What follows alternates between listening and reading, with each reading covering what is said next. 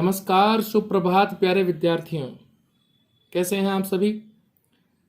कक्षा नवम अनिवार्य हिंदी की ऑनलाइन क्लासेस में आप सभी का हार्दिक स्वागत एवं अभिनंदन। प्यारे विद्यार्थियों, अभी तक हमने कथा सम्राट मुंशी प्रेमचंद का जीवन परिचय तथा उनके द्वारा रचित ये कहानी दो बैलों की कथा के बारे में हमने चर्चा करी थी। प्यारे विद्यार्थियों, हमने ये भी देखा कि किस प्रकार जुरी अपने यहाँ पछाई जाति के दो बैल लेकर आता है और बड़े लाड प्यार और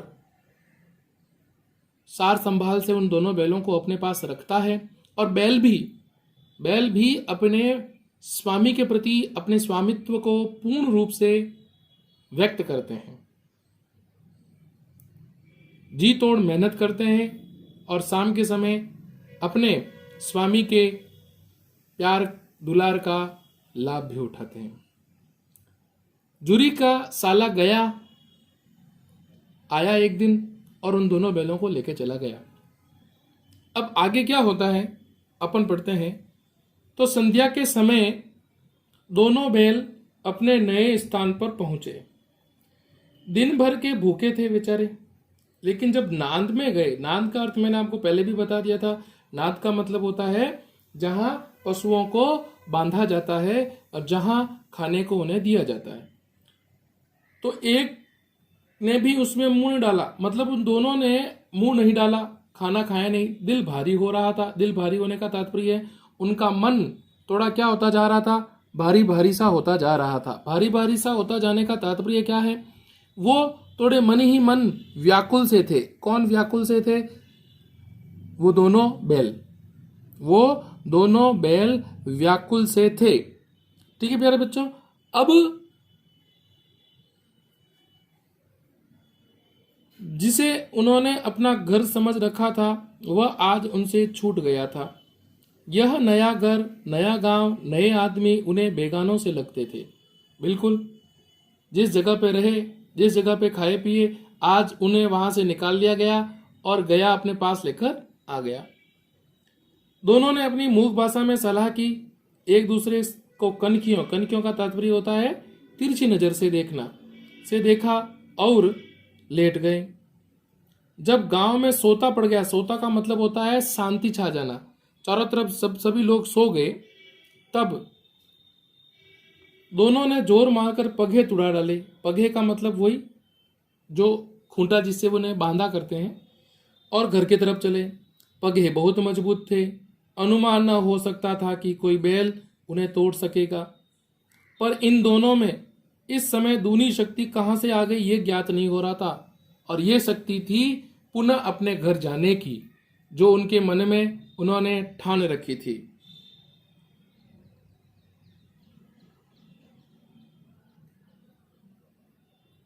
एक एक झटके में रस्सियां टूट गई और वो वहां से निकल पड़े।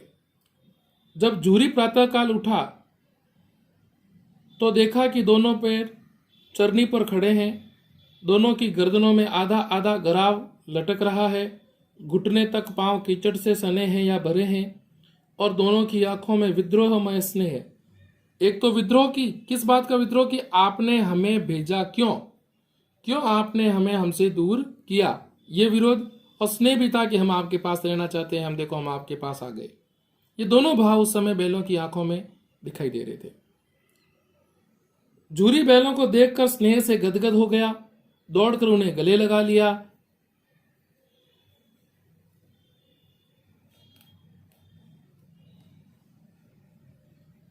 जूरी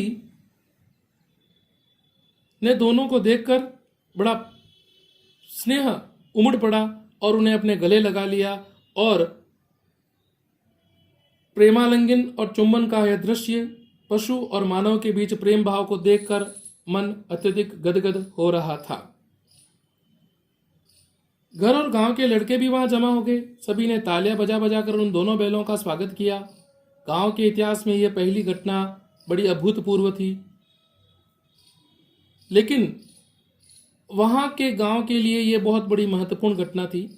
बाल सभा ने निश्चय किया, क्योंकि सभी बच्चों ने निश्चय किया कि दोनों पशु वीरों को अभिनंदन पत्र दिया जाना चाहिए और अभिनंदन पत्र स्वरूप उन्हें क्या दिया जाना चाहिए, अपने घर से रोटियां लाना। तो कोई रोटी लेके आया, तो कोई गुड़ लेके आया, तो कोई चोकर, तो कोई भूसी लेकर आया और उन बैलों का मान सम्मान किया गया, उन्हें खिलाया जाने लगा। एक बालक ने, जो उस समय बाल मंडली उन बैलों को घेर रखी थी, एक ने तो यहां तक कह दिया, ऐसे बैल किसी के पास न होंगे। दूसरे ने भी उस बात का समर्थन किया, इतनी दूर से दोनों अकेले चले आए। तभी तीसरा बोल बैठता है, बैल नहीं है, वे उस जन्म के आदमी जो यहां से जुड़े हुए हैं। इसका प्रतिवाद करने का किसी को साहस ही नहीं हुआ कि उस बच्चे के इस बात को कोई नकार सके। झूरी की स्त्री ने बैलों के द्वार पर देखा, वह जल उठी, क्योंकि उसके भाई के यहां से वापस आ गए थे। बोली, कैसे नमक हराम बैल हैं कि एक दिन वहां काम न किया, भाग खड़े हुए। झूरी अपने बैलों पर यह आक्षेप न सुन सका। नमक हराम क्यों कहते हो जी? है, चारा दाना न दिया होगा तो क्या करते बेचारे? आगे स्त्री ने रोब के साथ कहा, बस बस, तुम ही हो बैलों को खिलाना जानते हो, और तो सभी पानी पिला पिला कर रखते होंगे, है ना? तभी तो आप इस प्रकार की बात कर रहे हो। झूरी ने चिढ़ाया, थोड़ा सा और उसे मन उसका विचलित करना चाहा। चारा मिलता तो क्यों भागते? चारा नहीं मिला इसीलिए तो भाग खड़े बेचारे। अब इस प्रकार के विचारों से, इस प्रकार के भाव से झूरी की पत्नी और अत्यधिक क्रोधित हो गई है, और अत्यधिक क्रोधी हो गई। अब वो क्या कहती हैं इस बारे में, वो क्या कहती हैं देखते हैं। भागे इसीलिए कि वे लोग तुम जैसे बुद्धुओं की तरह बैलों को सहलाते नहीं। कौन लोग? उसके भाई के यहाँ के लोग। खिलाते हैं तो रगड़कर जोते भी हैं। ये दोनों ठहरे कामचोर। दोनों कौन? हीरा और मोती। भाग निकले, अब देखूं कहां से खली और चौकर मिलता है। सूखे भूसे के सिवा कुछ न दूंगी, चाहे खाए चाहे मरे। उस औरत का उन दोनों बैलों के प्रति यह स्वभाव था।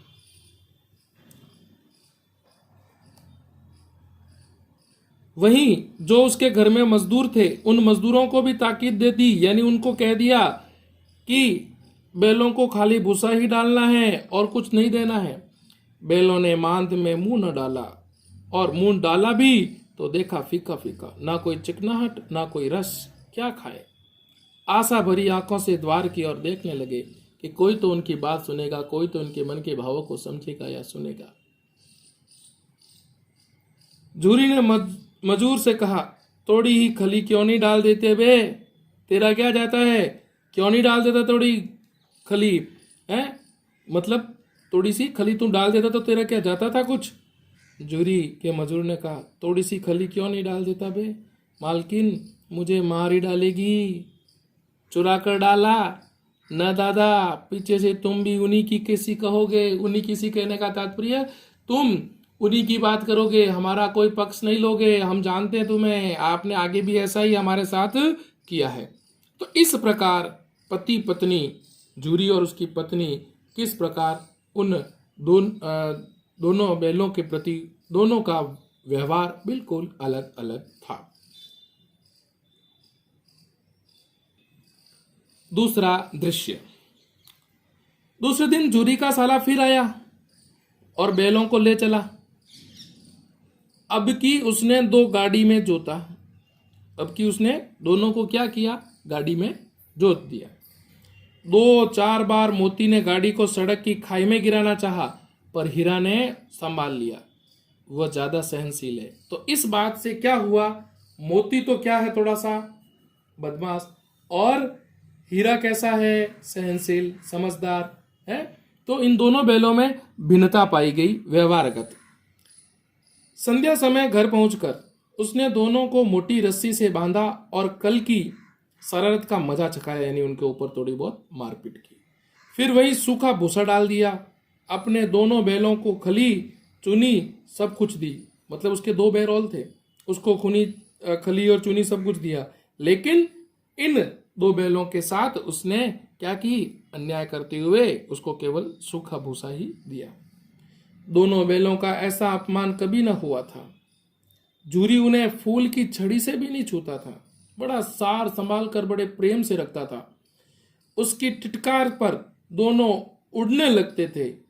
यहां मार पड़ी, आहत सम्मान की व्यथा तो थी ही, उस पर भी मिला सूखा भूसा। यानी उनकी आत्मा अंदर ही अंदर झकझोर गई। किनकी आत्मा अंदर ही अंदर झकझोर गई बच्चों? उन हीरा और मोती की। कि जूरी तो उनके साथ इस प्रकार का व्यवहार नहीं करता था, लेकिन ये गया जो है वो इस प्रकार का व्यवहार करके अपने स्वभाव को दिखला रहा है। और आगे क्या होता है?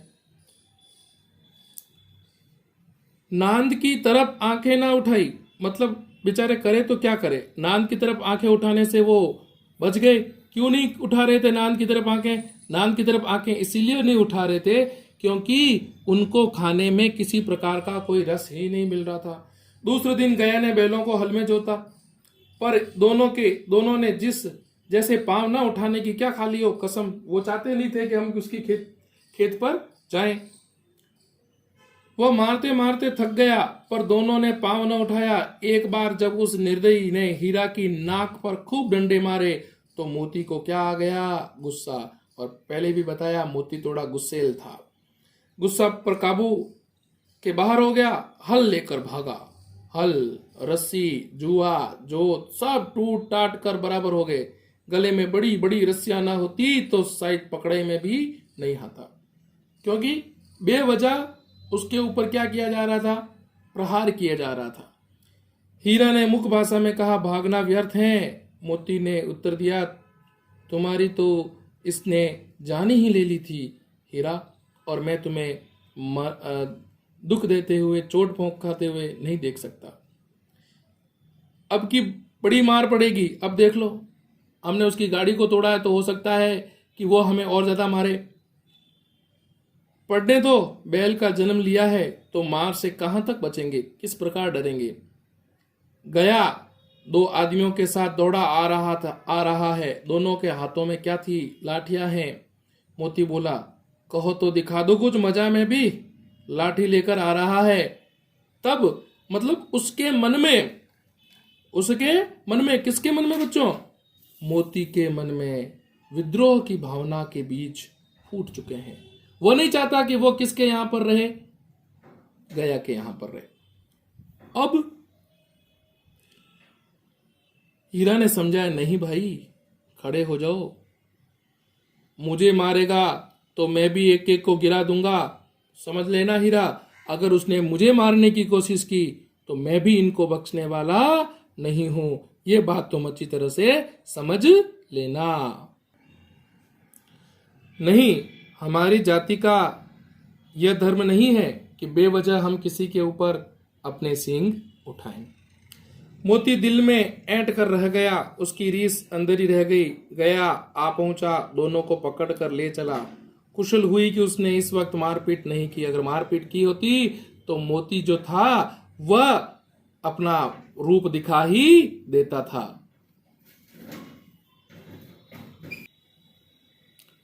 तो यहां पर क्या भाव था बच्चों कि अगर मोती के ऊपर किसी प्रकार की या हीरा को किसी प्रकार की चोट पहुंचाई जाती तो आज गया की खैर नहीं थी। कुशल हुई कि उसने इस वक्त मारपीट नहीं की, नहीं तो मोती भी पलट पड़ता। उसके तेवर देख कर गया और उसके सहायक समझ गए कि इस वक्त टाल जाना ही मसलहत है। मसलहत मतलब सही रहेगा। आज दोनों के सामने फिर वही सूखा भूसा लाया गया। दोनों चुपचाप खड़े रहे। घर के लोग भोजन करने लगे। उस वक्त छोटी सी लड़की 2 रोटियां लेकर निकली, दोनों के मुंह में देकर चली गई। उस पर एक रोटी से उनकी भूख तो क्या शांत होती, पर दोनों के हृदय को मानो भोजन मिल गया। क्यों? कि जो स्नेह, जो प्रेम, जो आत्मीय भाव उस लड़की की खाने में था, वह दूसरा आत्मीय भाव उसे कहीं पर भी मिलने वाला नहीं था, नहीं दिखाई देने वाला था। यहां भी किसी सज्जन का वास रहता है क्या? ऐसा दोनों पशुओं ने अपने मन ही मन में सोचा। लड़की भैरों की थी, उसकी माँ मर चुकी थी, सौतेली माँ उसे मारती रहती थी, इसीलिए इन बैलों से उसे एक प्रकार की एक आत्मीयता, एक आत्मा से उसका संबंध जुड़ गया था। इसीलिए वो भी उनको क्या करती थी, खाना देने के लिए आई थी। और देखो यह एक लड़की ने अपने मन के भाव से उन दोनों बैलों का क्या जीत लिया था, मन जीत लिया था। दोनों दिन भर जोते जाते, डंडे खाते, अड़ते, शाम को धान पर बांध दिए जाते और रात को वही लड़की, वही बालिका 2 रोटी खिला जाती। ये उनके प्रेम भाव था। प्रेम के इस प्रसाद की यही बरकत थी कि दो दो गाल सूखा भूसा खाकर भी दोनों दुर्बल न होते थे, मगर दोनों की आंखों में रोम रोम में विद्रोह भर उठा था। ये बात तो मैंने आपको पहले ही बताई कि मोती जो था उसके मन में, उसके हृदय में विद्रोह के बीज अब लग चुके थे, पैदा हो चुके थे। एक दिन मोती ने मूक भाषा में कहा, अब तो नहीं सहा जाता हीरा, क्या करना चाहते हो? एकाध को सिंगों पर उठाकर फेंक दूंगा, लेकिन जानते हो वह प्यारी लड़की जो हमें रोटियां खिलाती हैं, उसकी लड़की हैं जो इस घर का मालिक हैं, यह बेचारी अनाथ न हो जाएगी? तो मालकिन को न फेंकूं तो कह दे, वही तो उस लड़की को भी तो मारती है, जैसे हमें ये जूरी मारता वैसे ये लड़की को भी तो मारती है। लेकिन औरत जात पर सींग चलाना मना है, ये भूले जाते हो। ये लाइन बच्चों बहुत महत्वपूर्ण है, ध्यान रखना। तो लेकिन औरत जात पर सींग चलाना ये भूले जाते हो। इस पंक्ति में मुंशी प्रेमचंद ने नारी सम्मान, स्त्री सम्मान की बात को अभिव्यक्त किया है कि नारियों के ऊपर किसी प्रकार का आरोप प्रत्यारोप या उन्हें किसी प्रकार का कष्ट नहीं दिया जाता, उनके ऊपर किसी प्रकार का प्रहार नहीं किया जा सकता। ये बात उन्होंने बताई। किसने बताई प्यारे बच्चों? मुंशी प्रेमचंद ने। किसके माध्यम से? हीरा और मोती के माध्यम से। लेकिन हीरा बड़ा सहनशील है और बैल जाति आपको पता है कि जब गुस्सा आता है तो वो बड़े विकराल रूप ले लेते हैं। लेकिन जब सींग चलाने की बात मोती करता है तो हीरा उसको क्या करता है, रोक देता है कि हम स्त्री जाति पर, औरत जाति पर कभी सींग नहीं उठा पाते, न हम कभी उनको नुकसान या चोट पहुंचाने की भी चेष्टा रखते हैं। ये तुम भूल जा रहे हो कि हम कभी भी स्त्रियों को नहीं मार सकते। ये बात इन दोनों की वास्तव में नारी महिमा और स्त्री सुरक्षा की एक अनुपम कृति मानी गई है।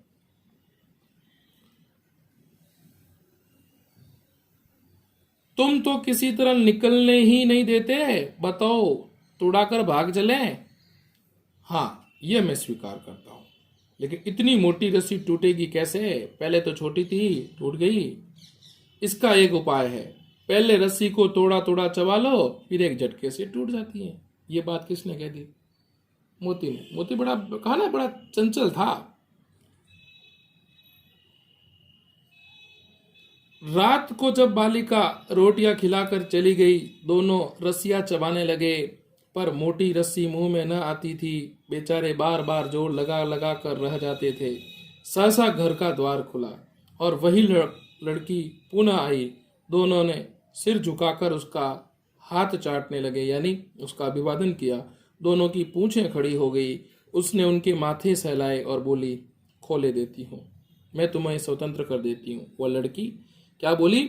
मैं तुम्हें स्वतंत्र कर देती हूँ, चुपके से भाग जाओ, नहीं तो यहाँ लोग मार डालेंगे। आज घर में सलाह हो रही है कि उनकी नाकों में नाथ डाल दी जाएगी।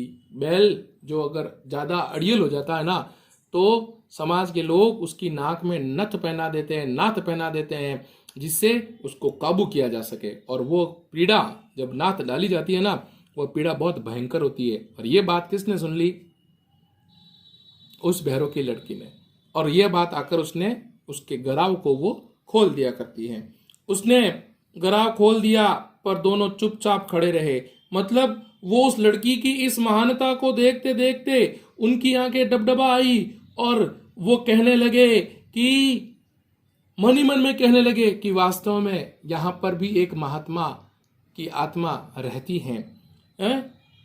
मोती ने अपनी भाषा में पूछा, अब चलते क्यों नहीं? हीरा ने कहा, चले तो, लेकिन कल इस अनाथ पर आफत आएगी, सब इसी पर संदेह करेंगे। सहसा बालिका चिल्लाई। बालिका भी होशियार थी, उसने चिल्लाना शुरू किया, दोनों फूफा वाले बैल भागे जा रहे हैं। ओ दादा, ओ दादा, दोनों बैल भागे जा रहे हैं, जल्दी दौड़ो। उसने भी दिमाग से काम लगाया और कह दिया कि जितना हो सके मेरे ऊपर तो ये आरोप नहीं आए, और कह दिया कि दोनों बैल जो है वो भागे जा रहे हैं, आओ और उनको क्या कर लो, बचा लो। तो ये बात उस बालिका ने बड़ी योजना के साथ, योजनाबद्ध के साथ उन दोनों बैलों को क्या कर दिया, बचा लिया, और वो दोनों बैल क्या हो गए, वहां से भाग निकले। गया हड़बड़ाकर भीतर से निकला और बैलों को पकड़ने चला। वे दोनों भागे, गया ने पीछा किया और भी तेज हुए। गया ने शोर मचाया, फिर गांव के कुछ आदमियों को भी साथ लेने के लिए लौटा। दोनों मित्रों को भागने का मौका मिल गया, सीधे दौड़ते चले गए, यहां तक कि मार्ग का ज्ञान ही नहीं रहा कि वो किस मार्ग पर दौड़े जा रहे हैं, किस जगह पे दौड़े जा रहे हैं। उन्हें यह आभास ही नहीं रहा, बस मन में एक उच्छृंखलता, मन में स्वच्छंदता का भाव आ गया कि आज वो आजाद हो गए हैं। और वही आजादी जिसके लिए उन्होंने क्या किया, संघर्ष किया, और वो दिन ब दिन क्या होते जा रहे हैं, उस क्षण क्षण वो आगे की ओर बढ़ते जा रहे हैं। ठीक है, यहां तक कि मार्ग का ज्ञान नहीं रहा। फिर परिचित मार्ग से, जिस परिचित मार्ग से आए थे उसका यहाँ पता ना था, नए नए गांव मिलने लगे। तब दोनों एक खेत के किनारे खड़े होकर सोचने लगे, अब क्या करें, दौड़ के तो आगे, दौड़ कर तो आगे, अब क्या करें, अब क्या करना चाहिए। तब मूक भाषा में हीरा ने कहा, मालूम होता है राह भूल गए हैं, तुम तो बेतहासा भागे आए, वहीं उसे मार गिराना था। उसे मार गिराते तो दुनिया क्या कहती, वह अपना धर्म छोड़ दे, लेकिन हम अपना धर्म क्यों छोड़े। वह हमें अपने पास रखने का, हमें खाना पिलाने का, ध्यान रखने का अगर धर्म छोड़ दे तो हम क्यों छोड़े। हमें तो ये पता है ना कि हमें किसी के ऊपर क्या नहीं उठानी है, सींग नहीं उठाना है, किसी को कष्ट या पीड़ा नहीं देनी है। इस बात का हमें भली भांति पूर्ण रूप से परिचित होना चाहिए। मतलब आपने देखा कि किस प्रकार हीरा एक सहनशील होकर एक मानवता का परिचय दे रहा है, एक स्त्री सुरक्षा का परिचय दे रहा है, तथा धर्मपरायण बात करता है, और मोती को बार बार समझाने की कोशिश करता है कि मोती, हमें किसी भी प्रकार से युद्ध नहीं करना, किसी भी प्रकार से हमें लड़ाई झगड़ा नहीं करना है। दोनों भूख से व्याकुल हो रहे थे। प्यारे विद्यार्थी, जब वो दौड़ रहे थे, उनको खाना समय पर नहीं मिल रहा था, तो भूख तो उनको लगनी ही थी, और वो भी बड़ी तेज की लगी रखी थी उनको। दोनों ने आजादी का अनुभव किया, वो मस्त होकर उछलने कूदने लगे। पहले दोनों ने डकार ली, फिर सींग मिलाए और एक दूसरे को ठेलने लगे। मोती ने हीरा को कई कदम पीछे हटा लिया, यहाँ तक कि वह खाई में गिर गया। तब उसे भी क्रोध आया, संभल कर उठा और फिर मोती से मिल गया। मोती ने देखा खेल खेल में क्या हो रहा है, झगड़ा हुआ जाता है, तो वो थोड़ा क्या हो गया प्यारे बच्चों, किनारे जाकर खड़ा हो गया।